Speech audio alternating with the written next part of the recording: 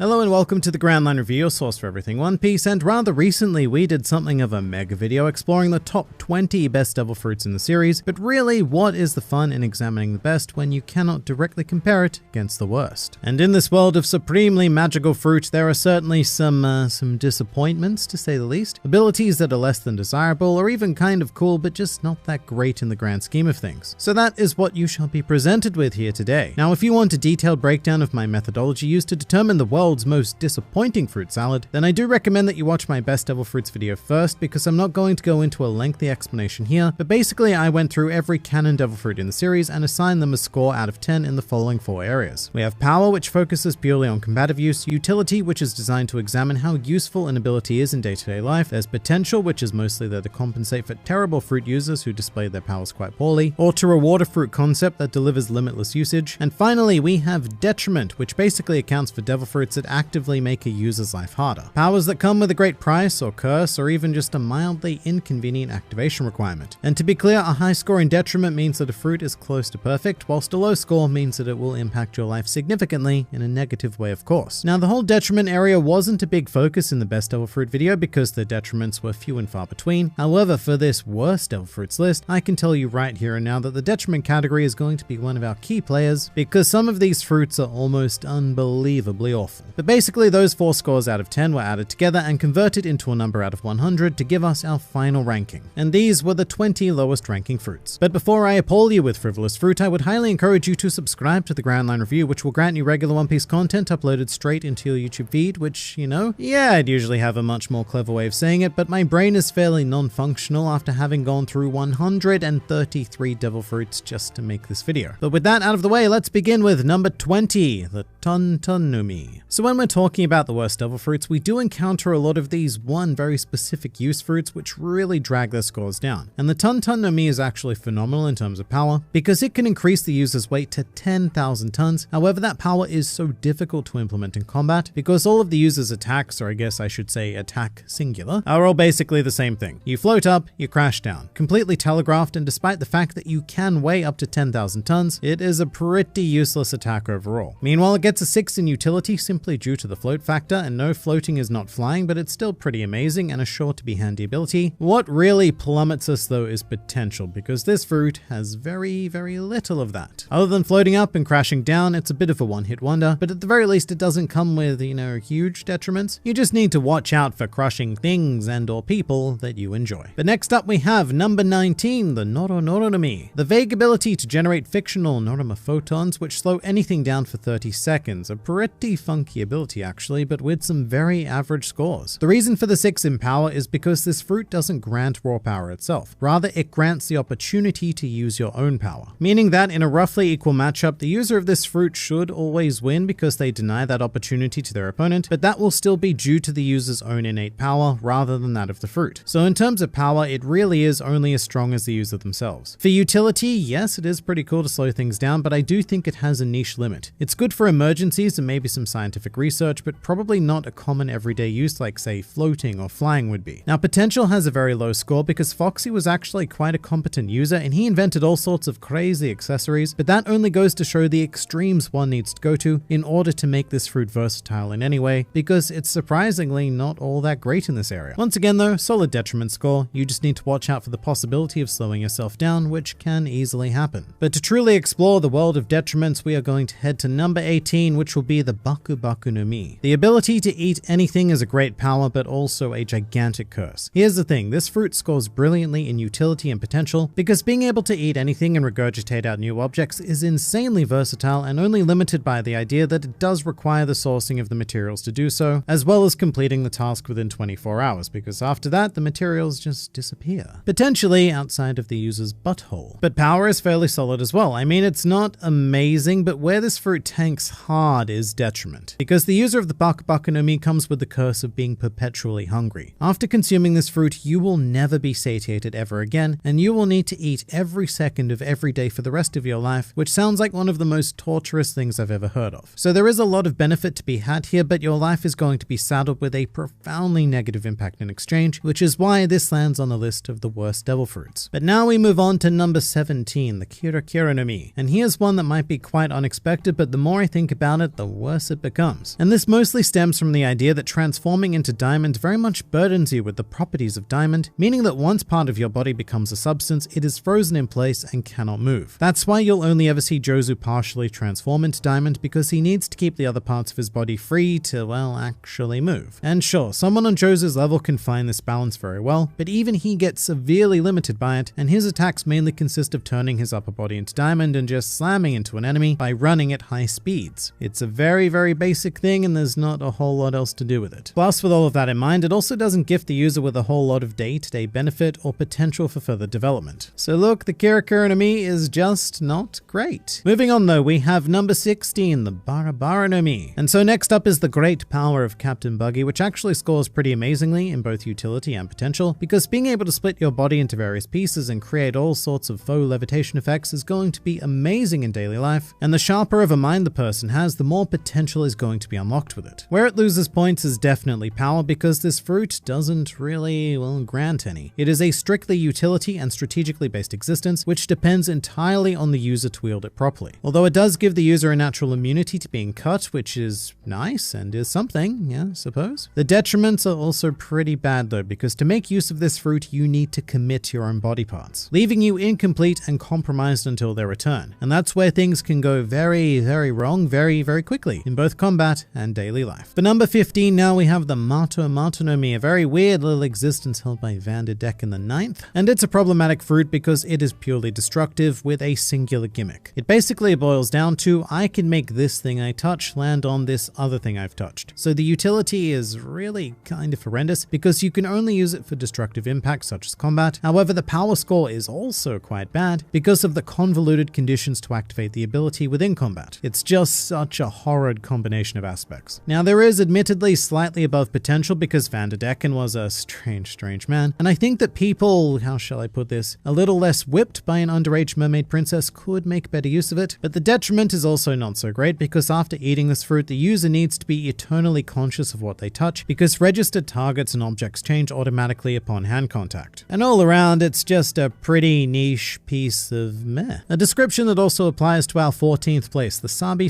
no Mi, the ability to rust things, which is, well, yay. Look, admittedly, it was fantastic on that one time when Shu used it to immediately destroy one of Zoro's swords, and I should make it clear that we are examining the canon usage of the Sabi no Mi as well as every other fruit, which is relevant because in the anime there was a filler scene where Shu actually managed to use this power to rust Zoro's arm as well, and if that were possible, then I don't think the fruit would be on this list. However, in the manga, Shu has only been shown rusting metal objects, which makes sense, but also as a result, the power, utility, and potential of the Sabi no Mi all take a huge hit because they only operate well under very niche conditions and only for a singular destructive purpose. But on the bright side, I suppose this fruit has absolutely no detriment, so there is that.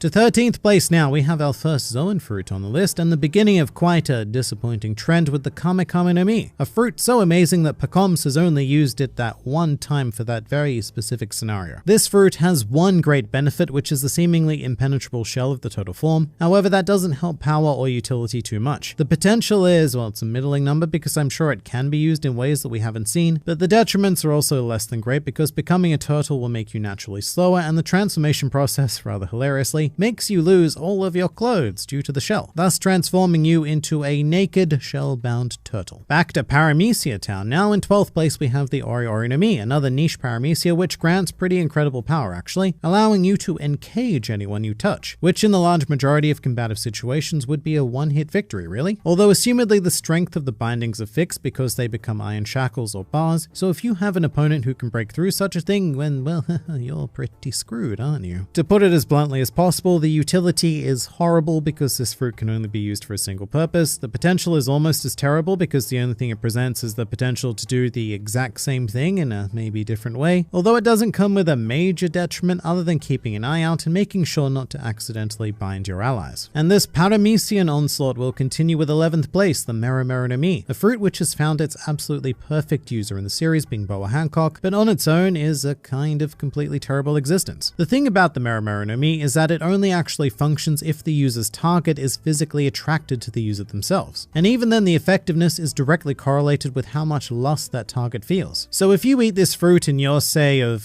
fairly standard attractiveness, then you're going to see fairly underwhelming use. You really do need to be something of a universal sex symbol to access this fruit's potential, and that's just, well, it's probably not going to work for 99% of us. So it's a fruit tied directly to the personality and genetics of the user, which is why it sits at a balanced 50 out of 100, because it's a big, big gamble. And our number 10 spot also sits at an underwhelming 50 points, which is the Kilo Kilo no Mi, and this is exactly the same thing as the Ton Ton no Mi, which we've already covered, just much, much worse. So right off the bat, power is going to take a hit because the one attack it does have access to is still insanely difficult to perform, but this time its effect is also an order of magnitude less than the Ton Ton no Mi, so hooray. The utility is similar though, because floating is still pretty revolutionary, but both utility and the potential is lessened because there's less weight to work with when manipulating. And the detriment score is the same, leaving us with a very underwhelming fruit. However, there are at least 9 that promise to be even worse. Like our next contender, the Hoya Hoya no Mi, one of the strangest paramecias in existence. A fruit held by Charlotte Daifuku, where the ability is to summon a combat genie. So naturally, power does get a pretty solid score here. It's everything else that is the problem. Being a combat-driven genie, there's not a whole lot of room to use it in a truly versatile way, especially since the genie has a limited distance it can travel from the user. It's kind of like a JoJo stand in that regard, really. A close-range JoJo stand. But it also does have hilarious detriments, because to keep the genie in existence, the user has to perpetually rub themselves quite vigorously like a lamp, which is less than great for extended use, and in battle leaves the user completely vulnerable to attack. So it's a very, very bizarre fruit indeed. Just like number 8, the Chiyu Chiyu no Mi, which is basically the ability to turn your tears into healing powers for people and inanimate objects. Which does sound kind of alright before we delve into it. I mean, for power, it gets an abysmal 1 because it does nothing for raw combative ability, except the potential of being able to heal yourself. However, in order to do so, you need to activate the strict condition of crying, which might not be a very easy thing to do on the fly. And when you are using it in day-to-day life, it's a pretty morbid trade-off to need to bring yourself to tears every time you engage in its use. But here's the real kicker. To perform any sort of grand restorative acts, the user will lose part of their lifespan in exchange for said act. So that's wonderful. We basically have a fruit with no combative benefit, so utility, kind of meh potential with the idea in mind that you need to be crying even to access it, and the detriment of a lifespan cost, as well as general lifestyle effects from, all of the crying you'll be doing now. So I think I'm going to pass on this one. But traveling one step ahead to 7th position, we find ourselves back in the Zoan realm with the Inu Inu no Mi model Tanuki, a fruit that I'm sure most casual fans don't even realize exists. This fruit appears absurdly briefly in the series as Tenguyama's teapot, yes, a teapot, on Wano, and there isn't really a whole lot to say because even if it wasn't consumed by an object, the ability to become a raccoon and a raccoon-human hybrid is less than the greatest thing ever, significantly less, offering very little in the way of power, a tiny bit in utility, slight potential, but at the very least, I suppose no detriments. But it's not at all the kind of fruit one is hoping for when taking a bite from the mystery apple. And likewise, we have the Nagi Nagi no Mi in 6th place. The first fruit on this list with a power score of absolute 0 because it grants no raw power whatsoever. And yes, this fruit does have some use in the realm of stealthery, so it's pretty cool if you're an assassin or a spy, but that really is the narrow niche of it. And even then, the generated sound fields do not follow you. They are static creations, much like the room of the Opi Opi no Mi. So even in your very narrow niche department of use, it is still extraordinarily limited. And as much as Rocinante says that he does use the fruit to allow him to sleep better at night, pure silence is actually quite unnerving for most humans, and I don't think people realize just how prevalent sound is even in the most quiet of situations. In the end though, the Nagi Nagi no Mi simply is another very specific one sort of situation use fruit. It has no power, limited versatility, and even potential mental detriments, and that's why it does land pretty high up on this list here. But breaking into the illustrious, shameful top 5, we have a ridiculous creation known as the Gotcha Gotcha no Mi, which was used by Charlotte Nushi, one of the decuplets, which basically allows Nushi to merge himself with other people, which gets used to fuse all 10 Charlotte decuplets together, becoming this giant scythe-wielding thingo. And this is already quite problematic because on its own, the fruit does nothing at all. It requires the consensual assistance of other people to have any effect, and to truly reach a great effect, it requires a ton of people. And even then, what we saw of it in the series wasn't so great. As such, it's hard to rank according to power because I suppose the power could theoretically be infinite if you just kept absorbing tons and tons of people, but at the same time, we could also give power nothing because it doesn't do anything without the other people. And no other area makes up for that either. In fact, they make it much worse. Primarily due to requiring other people to do anything with the ability, but also if you were to merge with another devil fruit user, that could potentially even kill you. But still, it's not quite as bad as number 4, the Jake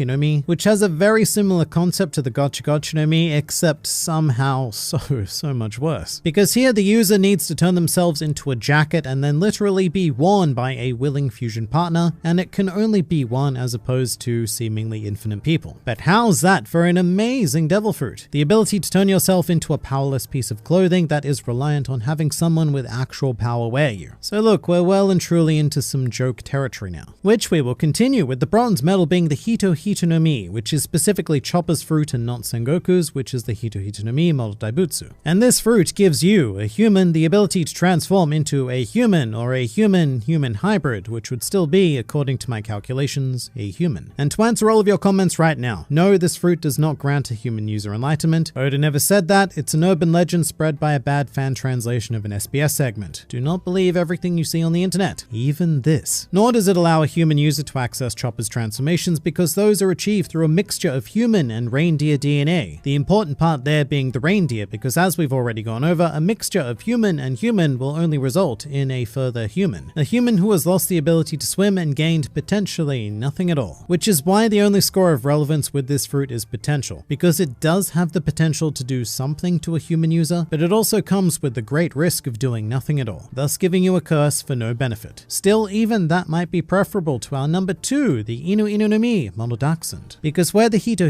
no Mi does nothing, this fruit actively has a mission to negatively impact you. Dachshunds are such fragile little beasts that were bred to hunt tunneling animals, so if you like squeezing through small holes, then hooray, because this is the fruit that will do things for you. But if you like doing literally anything else, then this fruit will hinder that, because activating any part of your beast form puts you at incredible physical risk of just rupturing your spine for no power benefit, no utility, and very minimal potential. I mean, you might be able to awaken it, but really, what is the awakening of the Dachshund anyway? This ability would be nothing but a bane on your existence, but at least it's not our number 1 contender, which is the Sarasara no Mi model Axolotl. And this fruit scores a rather impressive -5 point things because upon consuming it, you would never want to activate its power. Axolotls are water-bound creatures which cannot live on land. However, that's problematic because as a devil fruit user, you cannot activate this power in water lest you become an anchor and drown. It's the most useless devil fruit to have ever been created, and even in hybrid form, it will do nothing but cause detriment to a human user. 10 out of 10, highly not recommended, as with every other devil fruit on this list. But what do you guys think? Please do leave your thoughts in the comments below.